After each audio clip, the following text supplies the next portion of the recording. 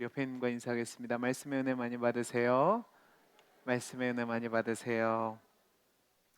오늘 우리는 호세아서를 다루게 됩니다.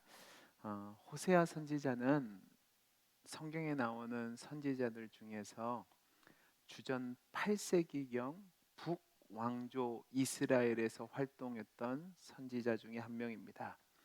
이 선지자는 부엘이라는 사람의 아들이었는데 약 60여 년간을 선지자로 활동을 했습니다. 그럼 이 사람이 활동했던 시기가 어느 시기일까?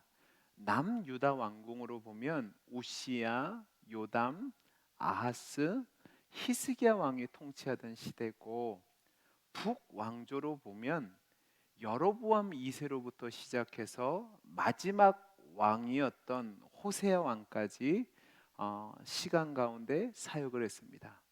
그가 사역했던 시간은 이스라엘 역사로 보면 최고의 번성기의 기간과 몰락의 기간을 모두 체험한 겁니다.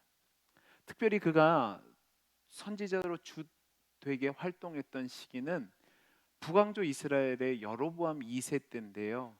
이 시기는 북왕조 역사상 가장 풍요로운 시대였습니다.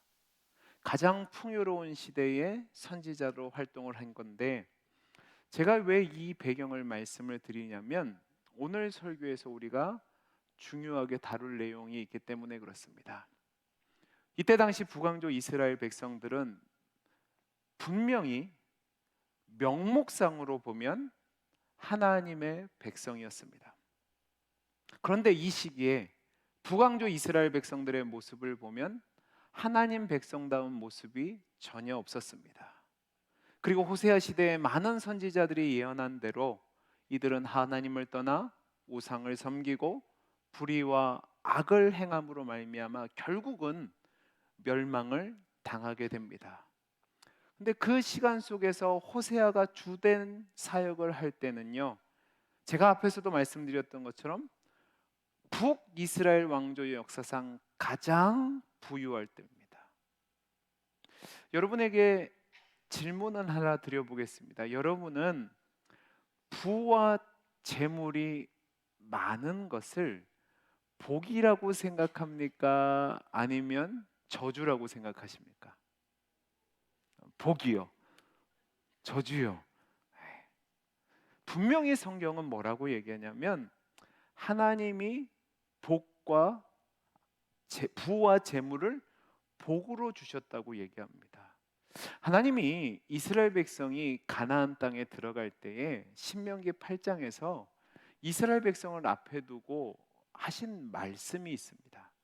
신명기 8장에서 보면 6절에서 10절까지 말씀이 이렇게 나와 있는데 저와 여러분들이 한번 교독해 보겠습니다. 내 하나님 여호와의 명령을 지켜 그의 길을 따라가며 그를 경외할지니라.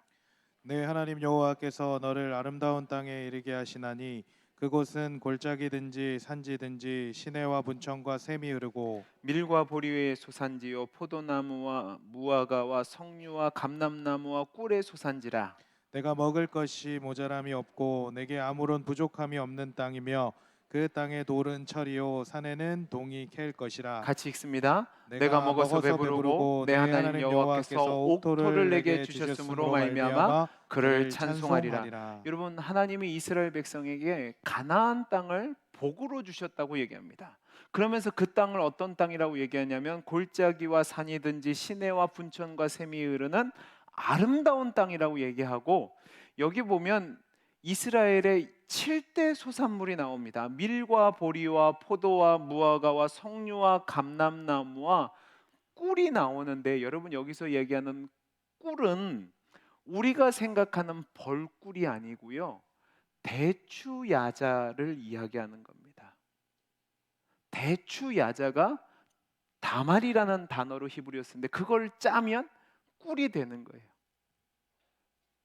그러니까 그런 것들이 풍성한 땅이기 때문에 부유하고 배부르고 모자람이 없는 겁니다.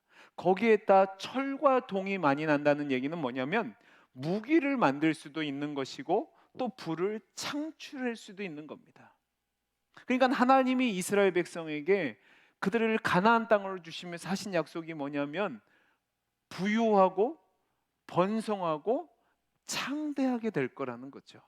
저는 담임 목사로 우리 성도님들을 위해서 기도할 때 늘 빠짐없이 하는 기도가 있습니다. 그게 뭐냐면 우리 성도님들의 삶의 터전이 먹어서 배부르고 부족함이 없고 풍성한 삶이 있기를 바랍니다.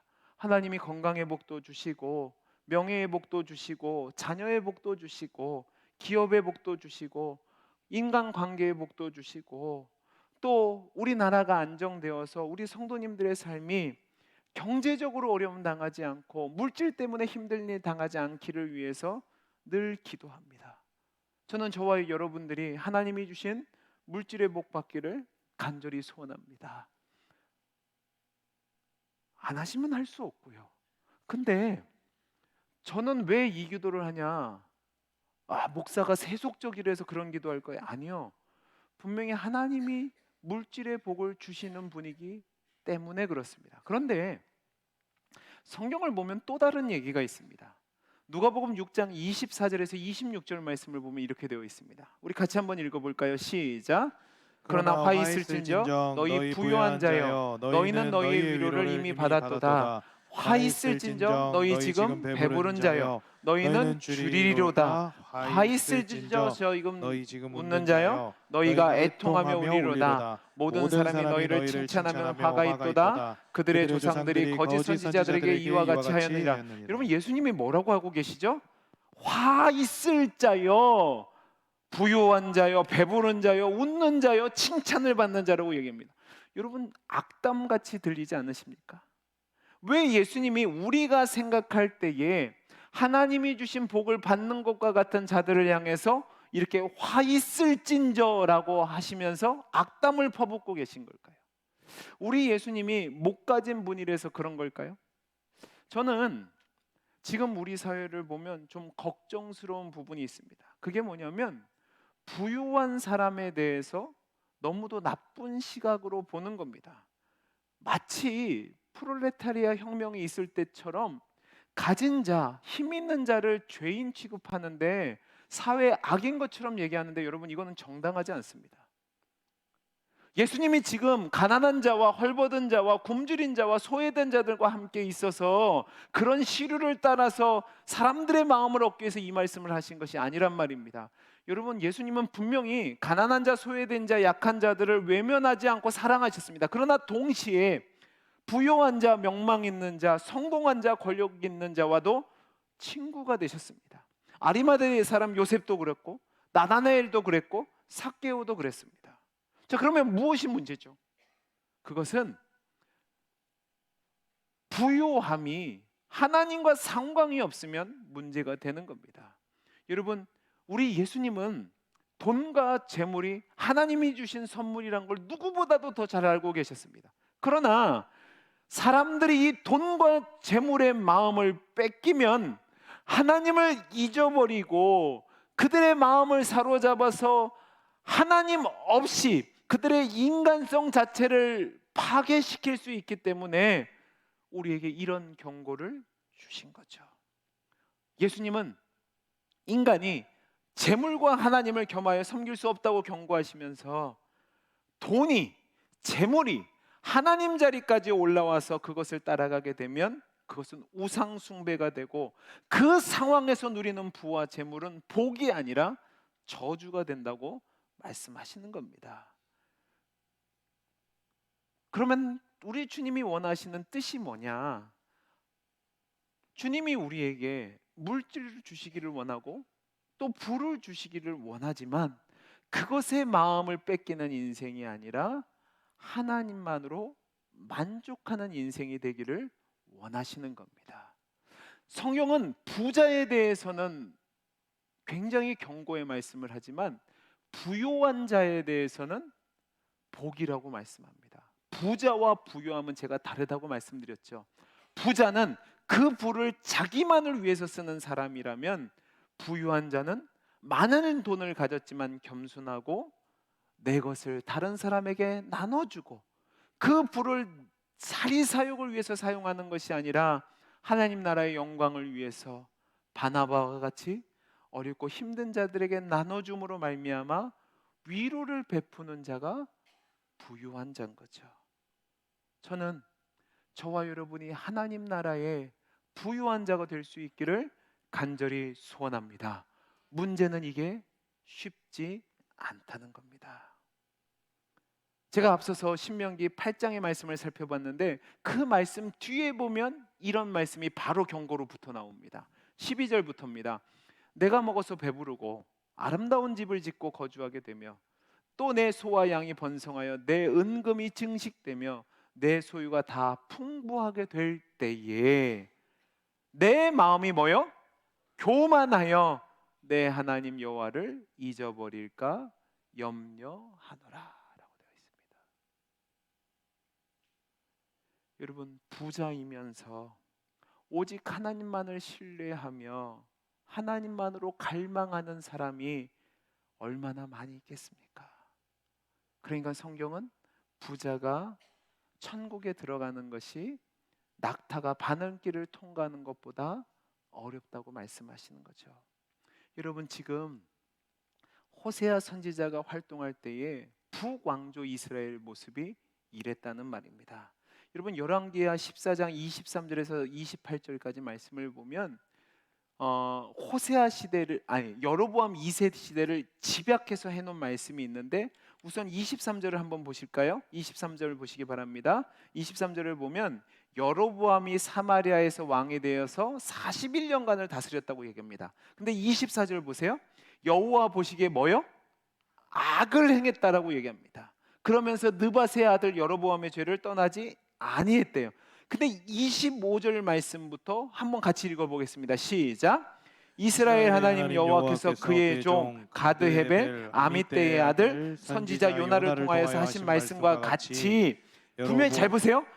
여로보암이 하나님 앞에 죄를 지었단 말입니다. 근데 여로보암 시대에 무슨 일이 있었는지를 보셔야 되는데 여로보암이 이스라엘의 영토를 회복하되 하맛 어귀에서부터 아라바 바다까지 하였으니 이는 여호와께서 이스라엘의 고난이 심하여 매인자도 없고 노인자도 없고 이스라엘을 도울 자도 없음을 보셨고 여호와께서 또 이스라엘 이름이 천하에서 없이 하겠다고도 아니하셨으므로 요아스의 아들 여로보암의 손으로 구원하셨음이더라 라고 되어 있습니다. 그 다음에 28절을 보면 여로보암의 남은 사적과 모든 행한 일과 쌓은 업적과 다메섹을 회복한 일과 이전에 유다에 속하였던 하맛을 이스라엘에 돌린 일은 이스라엘 왕 역대 지략에 기록되지 아니하였느냐라고 되어 있습니다. 분명히 여로보암 왕은 악한 왕인데 그가 41년 동안 다스리는 동안에 그는 우상을 숭배하고 여로보암의 길을 따라서 백성들을 악의 길로 이끌었지만 하나님 보시기에 이스라엘이 고난이 심해서 도울 자도 없고 고통 중에 없음을 보시고 여로보암의 손으로 구원하셔서 그들을 승리하고 번성하게 하셨다는 겁니다. 아람을 이기게 하시고 다메섹을 정복하게 하시고 이스라엘 영토를 가장 넓게 하셨는데 지도를 보시기 바랍니다. 지도를 보시면 여기 지금 북왕조 이스라엘의 지도가 나와 있는데 하맛은 이 위에 있습니다. 그러니까 이 위는 원래 지금 아람, 시리아 땅이었단 말입니다. 여기까지 영토가 확장이 되고 그 다음에 아라바 바다가 어디냐면 여기입니다. 사해 근처까지, 그러니까 암몬과 모압이 있는 지경까지 지역이 넓어졌다는 거예요. 여러분, 나라가 넓어졌다는 얘기는 그만큼 나라가 강성하고 부유해졌다는 거죠. 주변의 나라들 정복했다는 얘기는 뭐냐면 그 나라의 부를 내 것으로 가져왔다는 겁니다. 그러니까 여러분, 이전에 누리지 못했던 번영과 부유함을 통해서 사치를 누리는 시대가 됐단 말이에요. 그러니까 이스라엘 백성이 얼마나 자고해졌겠냐고요. 그게 오늘 말씀 1절에서 3절까지 나오는데 이스라엘 백성에 대한 상황을 뭐라고 얘기하냐면 열매 맺는 무성한 포도나무와 과실을 넘치게 생산하는 위치에 이르렀다고 얘기합니다. 근데 문제는 하나님이 그들에게 불쌍히 여기셔서 복을 주셨는데 그 부를 하나님을 섬기고 하나님을 예배하는 것이 아니라 하나님을 대신하는 다른 신들을 위한 제단들을 쌓고 그곳의 우상들에게 아름답게 하기 위해서 그 불을 사용했다는 겁니다. 여러분, 하나님이 이들을 불쌍히 여기셔서 물질과 불을 주셨는데 오히려 그 풍요로움이 하나님을 떠나게 만든 거죠. 여러분, 이때 이스라엘 백성이 완전히 하나님을 잊어버린 건 아닙니다. 이들은 하나님을 믿었습니다. 하나님도 예배했습니다. 그런데 다른 한쪽으로는 우상을 섬겼단 말입니다. 그래서 2절 말씀에 뭐라고 얘기하냐면 두 마음을 품었다라고 얘기하는 겁니다. 하나님이 필요할 때는 하나님 앞에 나와 기도하고 하나님께 구하고, 그리고 즐길 때는 우상을 향해서 그들을 섬겼던 거죠. 마음이 둘로 쪼개진 겁니다. 그래서 하나님이 그들에게 벌을 내리시겠다고 한 겁니다. 하나님이 그들을 풍요롭게 하셨는데 그 풍요로움이 그들의 신앙을 타락을 가져오게 됐고 그들로 하여금 심판을 받게 한 거죠. 여러분, 눈에 보이는 풍요로움과 번성함이 보이지 않는 하나님을 잊어버리게 만들다 보니까 결국 그들이 하나님을 두려워하지도 않고 찾지도 않고 왕으로 세우지 않고 하나님의 백성이었음에도 불구하고 하나님과 상관없는 자의 삶을 사니까 결국 그들을 하나님이 심판하시겠다는 겁니다. 여러분, 13절 말씀을 보시기 바랍니다. 13절에 이렇게 되어 있습니다. 우리 같이 한번 읽어보죠. 시작.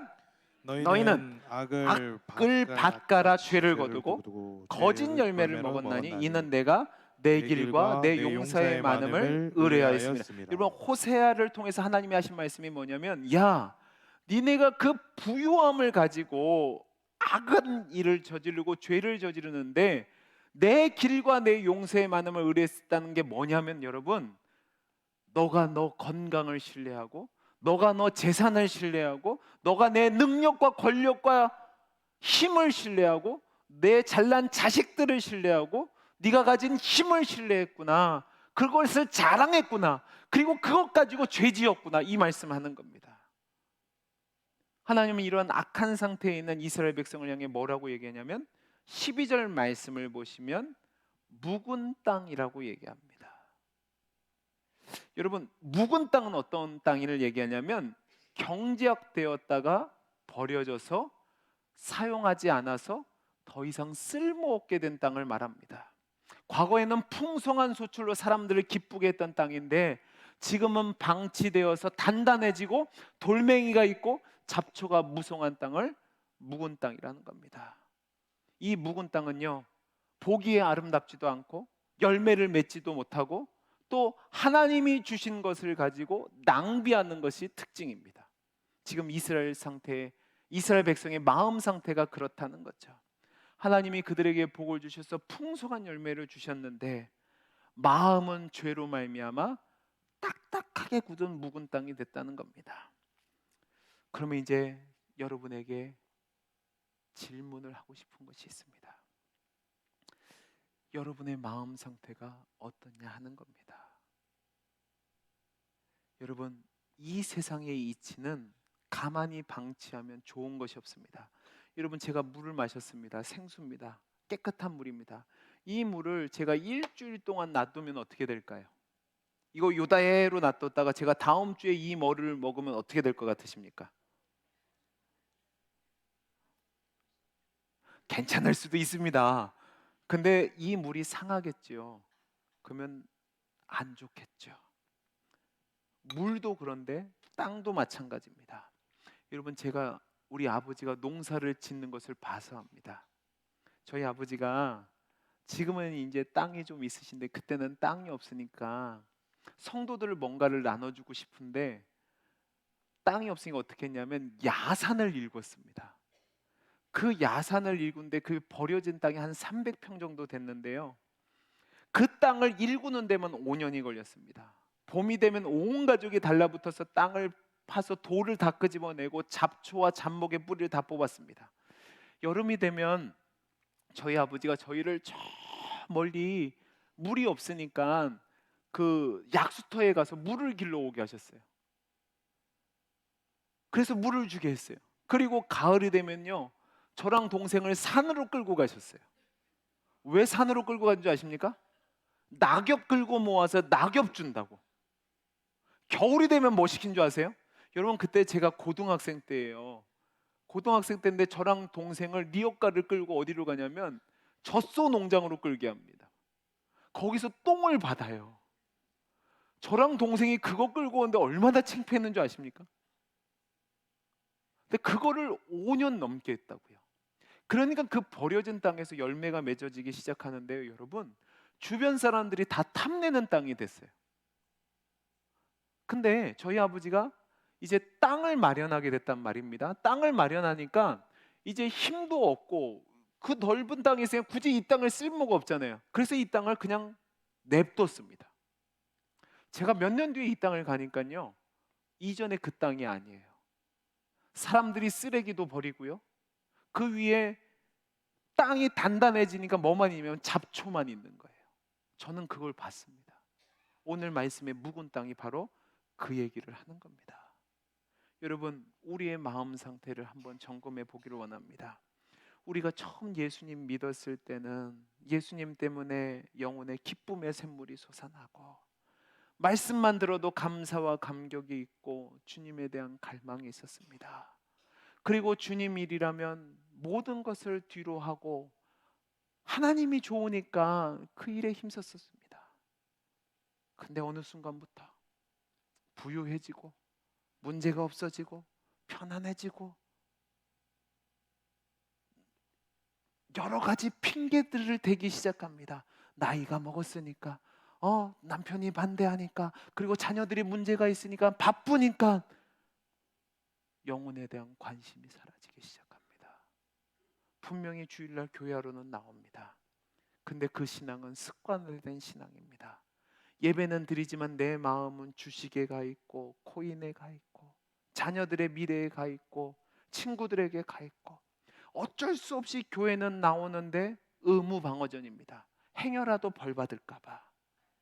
근데 여러분, 겉으로 보면 경건하게 예배드리는 것 같지만, 말씀을 듣는 것 같지만, 하나님을 예배하는 것 같지만 내 마음이 묵은 땅이 되다 보니까 영적인 힘과 능력은 상실된 채 껍데기만 남은 거죠. 여러분, 이것이 바로 북이스라엘 백성들의 비극이고, 우리가 묵은 땅으로 살면 우리의 비극이 될 수 있는 겁니다. 자신들은 열심히 축복을 추구하지만 그 결과는 오늘 말씀 4절에서 8절에 나오는 것처럼 모든 것이 헛된 노력이 되는 거죠. 하나님은 이스라엘 백성들의 행위에 대해서 뭐라고 얘기하냐면 헛된 말과 헛된 언약이라고 얘기합니다. 그리고 하나님의 영광이 그들에게서 떠났기 때문에 결국은 거품같이 멸망할 것이라고 얘기합니다.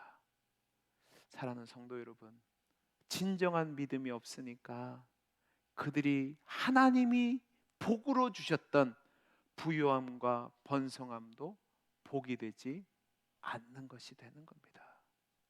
하나님은 이런 이스라엘 백성을 향해서 아주 간절하게 간청을 하십니다. 오늘 말씀 12절입니다. 우리 같이 한번 읽어보죠. 시작. 너희가 자기를 위하여 공의를 심고 인애를 거두라. 너희 묵은 땅을 기경하라. 지금 곧 여호와를 찾을 때니 마침내 여호와께서 오사 공의를 비처럼 너희에게 내리시리라. 여러분, 하나님이 이스라엘 백성에게 뭐라고 얘기합니까? 너희 묵은 땅을 기경하라 라고 간절하게 권고하십니다. 여기서 말하는 묵은 땅은 두 마음, 두 가지 죄로 표현되고 있습니다. 두 마음은 머뭇거리는 마음이고 거짓된 마음입니다. 하나님을 믿는다고 하지만 온전한 마음으로 믿는 것이 아닌 것을 하나님이 그것을 두 마음, 묵은 땅이라고 얘기하는 것이고, 또 10절 말씀을 보면 너희가 두 가지 죄에 걸렸다고 했는데 이 두 가지 죄는 하나는 하나님을 배반하고 우상을 섬기는 것이고, 또 다른 하나는 하나님이 아닌 다른 신을 왕으로 두는 겁니다. 이스라엘의 참된 왕은 하나님이신데 자신이 왕이 되고 다른 우상들이 왕이 되고 인간이 세운 사람이 왕이 되니까 하나님 없이 살아가는 거죠. 그러니까 결국 묵은 땅이 뭐냐? 혼합주의 신앙을 이야기하는 겁니다. 내 욕심과 욕망과 죄악을 이용해서 하나님을 이용하는 것이 두 마음을 갖는 것이고, 성경은 묵은 땅이라고 얘기합니다. 사랑하는 성도 여러분, 오늘 이 아침에 나온 우리 모두가 우리의 마음을 점검해 보기를 원합니다. 내 고집과 교만함과 욕심이 내 마음을 채우고 있어서 하나님과 세상을 겸하여 섬기고 있고, 하나님을 이용하려고 하고 있고, 하나님보다 세상의 것을 더 사랑하고 있지는 않으십니까? 거기에 마음이 있다 보니까 내 마음이 하나님 앞에 없는데 그냥 의식적으로 종교 생활하면서 나는 하나님을 믿는다고 착각하고 계시지는 않습니까? 예전에 내가 무엇을 했다? 중요하지 않습니다. 여러분이 지금 어떤 직분을 갖고 있다? 중요하지 않습니다. 내 마음이 두 마음으로 갈라진 거짓 신앙을 갖고 있으면 내 마음은 늘 시기와 질투와 미움과 분노로 가득 차게 되고 하나님 없이 황폐한 땅이 되고 있다는 사실을 기억하셔야 됩니다.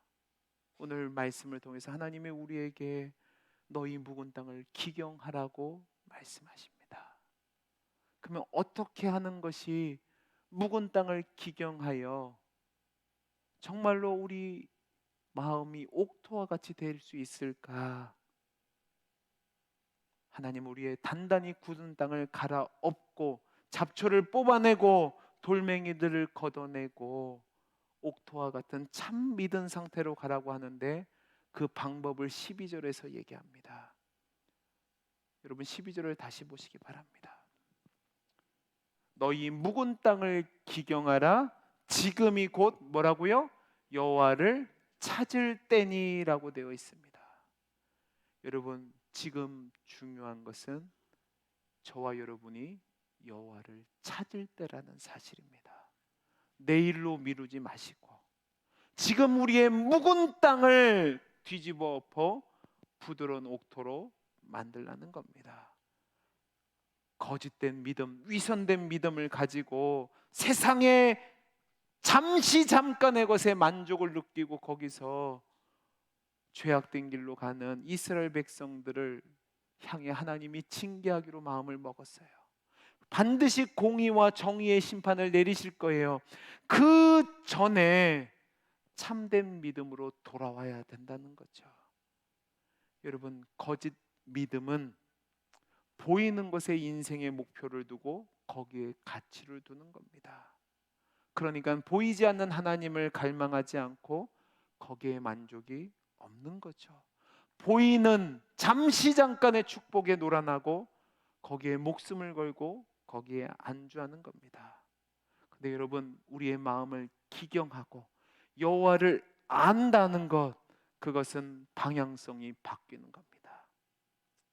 세상의 것에 마음을 두지 않고 하나님께 목표를 두고 하나님께 우리 마음을 두어서 하나님만을 갈망하고 하나님으로 만족하는 것이 진정한 믿음이고 진정한 축복을 누릴 수 있는 길이라는 사실입니다.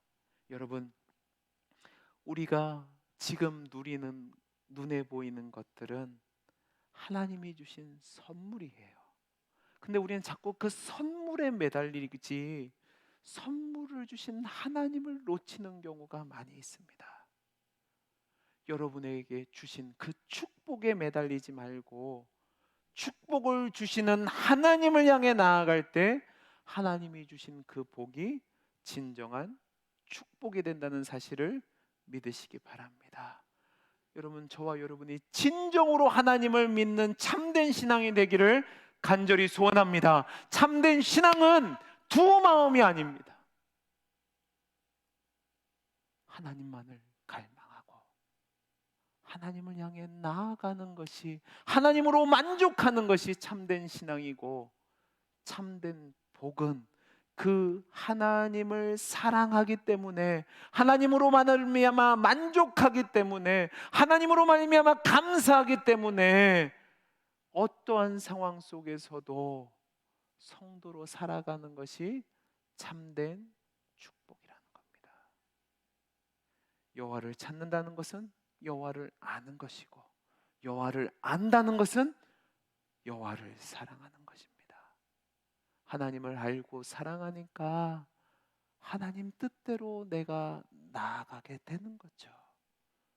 그러니까 공의를 행하고 인내의 열매를 거두고 예수를 닮은 삶의 성품들이 나타나게 되는, 그것이 진정한 열매의 축복을 누리는 겁니다. 말씀을 마치겠습니다. 사랑하는 성도 여러분, 정말로 정직하게 여러분의 마음을 보시면서 점검해 보시기 바랍니다.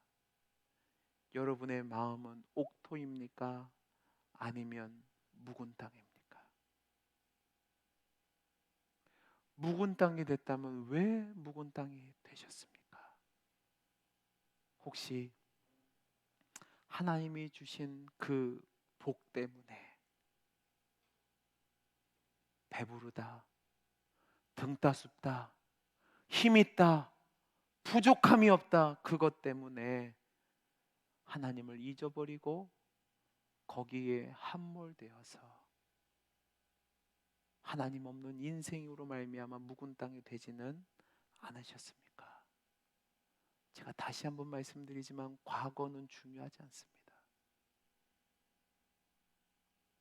여러분이 정말로 처음 신앙생활했을 때를 기억해 보시기 바랍니다. 그때 돈이 있었나요? 그때 주변 사람들이 예수 믿는 거 적극적으로 찬송해 줬나요? 아닐걸요? 지금보다 훨씬 더 반대가 심하고 훨씬 더 어려웠을걸요?